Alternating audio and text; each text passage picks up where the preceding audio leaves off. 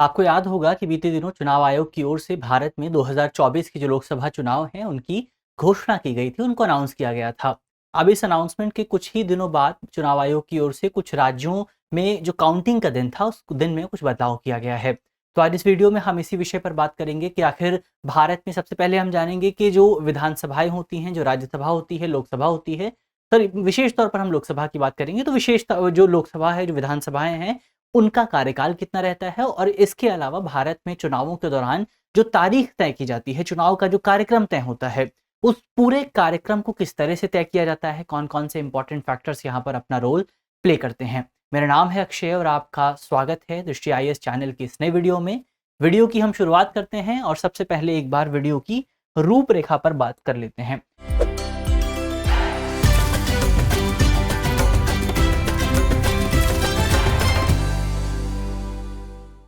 सबसे पहले खबर को देखेंगे, एक बार फिर से विस्तार से जानने की कोशिश करेंगे।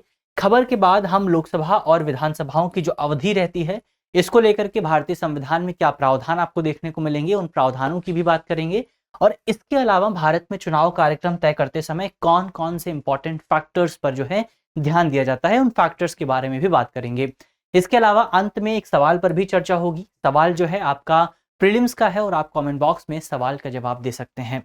इसके अलावा ये जो पूरा टॉपिक है इसे आप जीएस पेपर 2 से जोड़कर देखेंगे और जीएस पेपर 2 में आपको इंडियन पॉलिटी का सेगमेंट जो है दिखाई दे जाएगा। चलिए आगे बढ़ते हैं। सबसे पहले आपके लिए एक इम्पॉर्टेंट खबर ये है कि होली के इस अवसर पर बेसिकली दृष्टि संस्थान की ओर से जो आपकी तमाम तैयारी है, उस तैयारी को और ज़्यादा बेहतर बनाने के लिए, उस तैयारी को और ज़्यादा आसान बनाने के लिए हम कुछ नए उपहार आपके लिए लेकर के आए हैं। इन नए उपहारों में जो हमारे तमाम जो दृष्टि लर्निंग ऐप है उस पे जो भी ऑनलाइन कोर्सेज मौजूद हैं, जो भी पेन ड्राइव कोर्सेज मौजूद हैं, टेस्ट सीरीज हो गई, बुक्स हो गई, इसके अलावा जो दूसरी तरह की सुविधाएं हैं, उन तमाम सुविधाओं पर आपको जो है 20 से 50% तक की छूट आपको दी जा रही है। और ये छूट आप कब तक उठा सकते हैं? इस छूट का लाभ उठा सकते हैं आप 21 मार्च से लेकर के 24 मार्च तक। तो 21 मार्च से 24 मार्च के बीच में आप इस पूरी छूट का लाभ उठा सकते हैं। तो अगर आप इसका लाभ उठाना चाहते हैं, अगर आप हमारे इन तमाम प्रोग्राम से जुड़ना चाहते हैं, तो क्या करेंगे आप बेसिकली हमारे इन नंबर्स पर हमसे संपर्क करेंगे, या फिर जब आप वीडियो के कमेंट बॉक्स में देखेंगे या फिर वीडियो के डिस्क्रिप्शन में देखेंगे तो वहां पर आपको जो है एक लिंक दिखाई देगा। लिंक पर आप क्लिक कीजिए, अपने आप को एनरोल कीजिए और उसके बाद जब प्रोग्राम शुरू होगा तो इसके बारे में आपको सूचना जो है प्राप्त हो जाएगी। चलिए, ये तो हुई आपके काम की बात, होली सेल की बात। अब हम बढ़ते हैं आगे और बात करते हैं अपनी खबर की। खबर क्या है? खबर यह है कि बेसिकली आपको याद होगा हमने बात की कि लोकसभा और चार राज्य विधानसभाओं के चुनाव के कार्यक्रम की घोषणा की गई थी चुनाव आयोग की ओर से, इलेक्शन कमीशन ऑफ इंडिया की ओर से। और अब जो है अब जो है नए बदलाव जो आए हैं वो 2 राज्यों में आए हैं। तो 2 राज्यों की विधानसभा चुनावों की जो तारीख है, सिक्किम और अरुणाचल प्रदेश, यहाँ पर वोटों की गिनती की जो तारीख है उसे आगे बढ़ा करके बेसिकली आपका उसमें थोड़ा बदलाव किया गया है। और वोटों की तारीख क्या हो गई है? तारीख हो गई है 2 जून। 2 जून क्यों की गई है? 2 जून दरअसल इसलिए की गई है क्योंकि बेसिकली आपका इन 2 राज्यों की जो विधानसभाएं हैं, इनकी जो सरकारें हैं, वो कब समाप्त हो रही हैं? उनकी जो अवधि समाप्त होगी वो होगी आपका 2 जून 2024 को। तो इसीलिए जो है आपका काउंटिंग की तारीख को बढ़ा करके भी 2 जून 2024 कर दिया गया है। तो ये बेसिकली हमारे नए जो अपडेट आया है इलेक्शन के मामले में, इलेक्शन कार्यक्रम के मामले में। इसके अलावा इलेक्शन कमीशन का ये कहना है कि इन राज्यों की जो लोकसभा सीटें हैं उनकी गिनती आंध्र प्रदेश और ओडिशा की अन्य सभी लोकसभा सीटों के साथ ही की जाएगी। वो कब होगा? वो आपका 4 जून को होगा। तो पहले जो है बेसिकली अब जो है इनका बदलाव करके 2 जून कर दिया गया है इनकी विधानसभा की सीटों के लिए। तो यही खबर हमारे सामने निकल करके यहां पर आई है। अब हम बढ़ते हैं आगे और बात करते हैं कि भारत में लोकसभा और विधानसभा की अवधि को लेकर के भारतीय संविधान में किस तरह के प्रावधान किए गए हैं। एक बार उन प्रावधानों के बारे में बात करते हैं। तो संविधान में अगर आप देखेंगे तो संविधान में राज्य विधानसभाओं और लोकसभा दोनों के ही कार्यकाल की जो है पहली बैठक से 5 साल तक की अवधि तय की गई। यानी कि उनकी जो पहली बैठक होगी, यानी मान लीजिए आज पहली बैठक होती है लोकसभा की, तो इसके बाद के जो 5 साल होने वाले हैं उन 5 सालों तक जो है उसकी अवधि रहती है, उसका कार्यकाल रहता है। तो कितना कार्यकाल हुआ? कार्यकाल हुआ आपका 5 साल का। इसके अलावा विशेष प्रावधानों की अगर आप बात करें तो भारतीय संविधान के अनुच्छेद 172 सब क्लॉज 1 में आपको राज्य विधानसभाओं का प्रावधान मिलेगा। क्या कहा गया है यहाँ पर? यहाँ पर कहा गया है कि प्रत्येक राज्य की प्रत्येक विधानसभा जब तक कि उसको जल्दी भंग ना कर दिया जाए अपनी पहली बैठक से नियुक्ति तिथि से 5 साल तक जारी रहेगी, यानी कि यहां पर 5 साल का प्रावधान आपको देखने को मिलेगा। लेकिन यहां पर आपको आपातकाल के बारे में भी जानना पड़ेगा। जो है, अगर राष्ट्रपति की ओर से आपातकाल की इमरजेंसी की घोषणा कर दी जाती है, तो इस इमरजेंसी के दौरान विधानसभा का कार्यकाल जो है वो संसद द्वारा बढ़ाया जा सकता है, यानी कि 5 साल के कार्यकाल को 6 साल का किया जा सकता है, 7 साल का किया जा सकता है। लेकिन यहां पर भी कुछ इंपॉर्टेंट प्रावधान आपको देखने को मिलेंगे।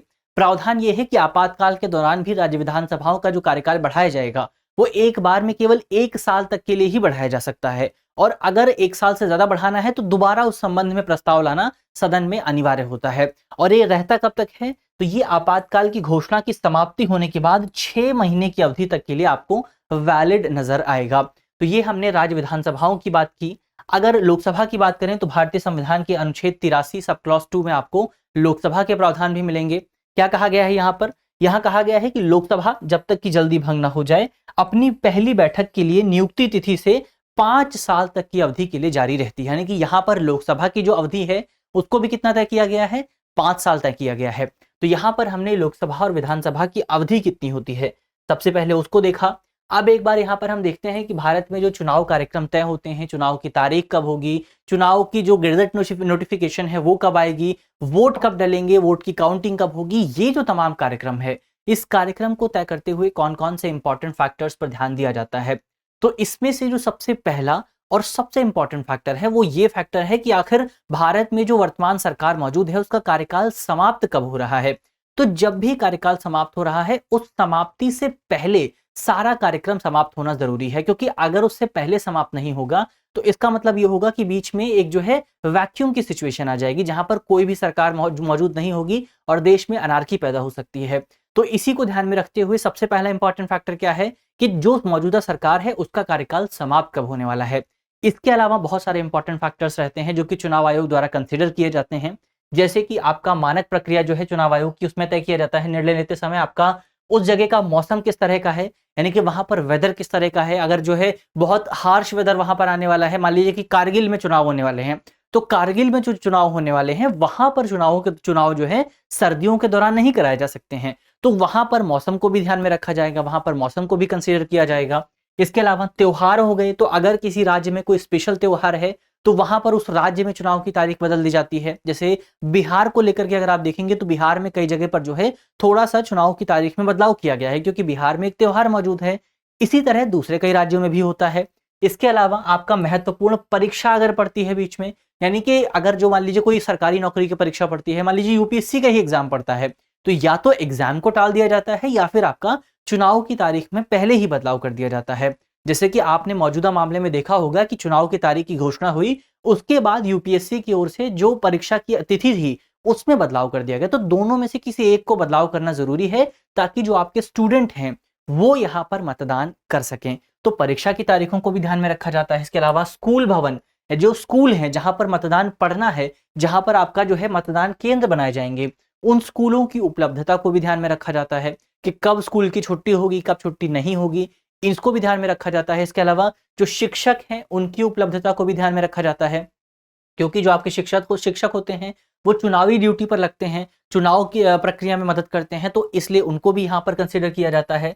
इसके अलावा सुरक्षा बलों की उपलब्धता और रसद आवश्यकता, यानी कि लॉजिस्टिक सप्लाई जो है वो भी यहाँ पर एक इंपॉर्टेंट फैक्टर के तौर पर काम करता है। जैसे कि अगर आप देखें जम्मू कश्मीर विधानसभा के जो चुनाव हैं वो बेसिकली आयोजित नहीं किए जा रहे हैं। क्यों नहीं किए जा रहे हैं? तो चुनाव आयोग का ये कहना है, जब चुनाव आयोग ने अपनी प्रेस कॉन्फ्रेंस की थी तो उस संबंध में ये कहा गया था कि आयोग वहां पर चुनाव इसलिए आयोजित नहीं हो रहे हैं, वहां पर लोकसभा के चुनाव तो हो रहे हैं लेकिन विधानसभा के चुनाव नहीं हो रहे हैं, वो इसलिए क्योंकि वहां पर जो सुरक्षा बल है उनकी उपलब्धता इतनी ज्यादा नहीं है। तो वहां पर चुनाव आयोजित करने के लिए बहुत ज्यादा सुरक्षा बलों की जरूरत है, बहुत ज्यादा सुरक्षा कर्मियों की जरूरत है, और इस चीज को ध्यान में रखते हुए वहां पर विधानसभा के जो चुनाव हैं वो थोड़े समय बाद आयोजित किए जाएंगे।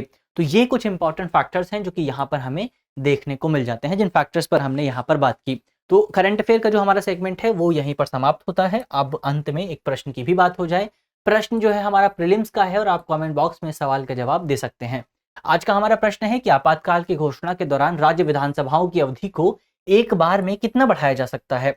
हमारे ऑप्शन है, ऑप्शन ए 1 वर्ष तक, ऑप्शन बी 2 वर्ष तक, ऑप्शन सी 3 वर्ष तक, ऑप्शन डी 4 वर्ष तक। तो इसका जो सही जवाब है वो जल्दी से आप कमेंट बॉक्स में बताएंगे कि आपातकाल के दौरान जो राज्य विधानसभाएं होती हैं उनकी अवधि को एक बार में कितना बढ़ाया जा सकता है। बहुत आसान सा सवाल है, आसानी से आप कमेंट बॉक्स में जवाब दे पाएंगे। और मुझे उम्मीद है कि इस पूरी वीडियो में हमने जितने भी टॉपिक पर चर्चा की है वो आपको समझ में आया होगा। और अगर आपके प्रश्न पत्र में इसको लेकर के कोई भी सवाल आता है तो उस सवाल को सॉल्व करने में आपको किसी भी तरह की समस्या का सामना नहीं करना पड़ेगा। तो आप वीडियो पसंद आई है आपको तो अपने दोस्तों के साथ शेयर कीजिएगा, और जो हमारा ऑफर है होली का जो पूरी सेल है उस सेल का भी लाभ उठाइएगा। अगर आपका कोई साथी है, कोई दोस्त है जो कि इस पूरे ऑफर का लाभ उठाना चाहता है तो उसके साथ भी वीडियो के लिंक को शेयर कीजिएगा, उसको भी इस पूरे ऑफर के बारे में बताइएगा। मिलते हैं अब आपसे कल, तब तक के लिए अपना ख्याल रखिए, ध्यान रखिए, पढ़ते रहिए। धन्यवाद। डियर व्यूअर्स, अपने एग्जाम की तैयारी को और बेहतर करने के लिए हमारे चैनल को लाइक, शेयर और सब्सक्राइब करना न भूलें।